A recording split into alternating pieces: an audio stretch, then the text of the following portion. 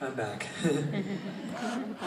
That was just a video clip from something that we did for a KSL thing. Well, they came down while I was on my mission.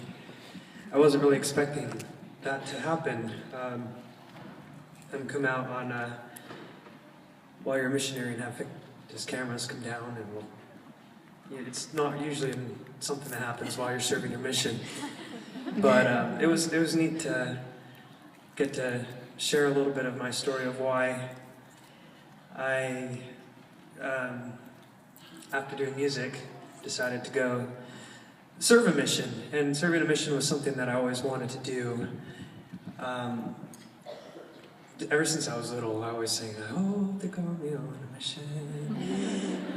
And so it was more the rest of life that came unexpectedly with American Idol and with recording an album and having a single come out and touring and having people recognize you and girls asking you to marry them and you don't know who they are.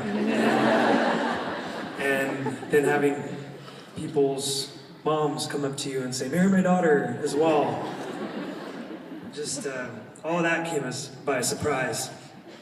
But it was neat to kind of share a little bit of that story of why I went on my mission. And a lot of times people say, "Oh, well, wow, that must have been so hard," and especially in your position. I think if you ask anybody who served a mission, really, they always are going to have a story. They're always going to explain how you had to give up something. It's always, it's never an easy decision.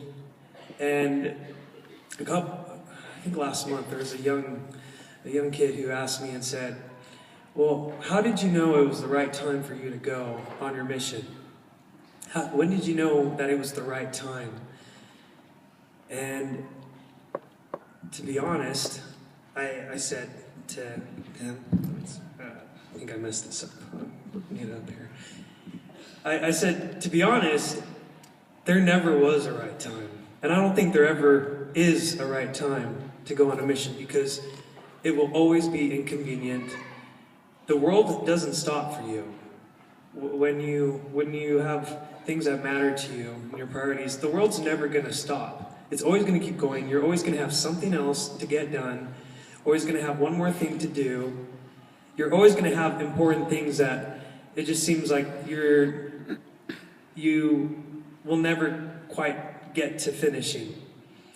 And so it got to a point where, for me, in my situation, I just had to decide, okay, I don't have time to go on a mission. And so I have to just make time. Because life's not going to stop. I was so worried about, okay, well, I'm just going to wait. Maybe God will open up the heavens and just show me, here is the time for you to leave. I'm going to make a space for you, put everything on hold, and you'll be able to go. And it just didn't work that way. I waited for a little while, and the opportunity never came. And in fact, it just kept getting busier.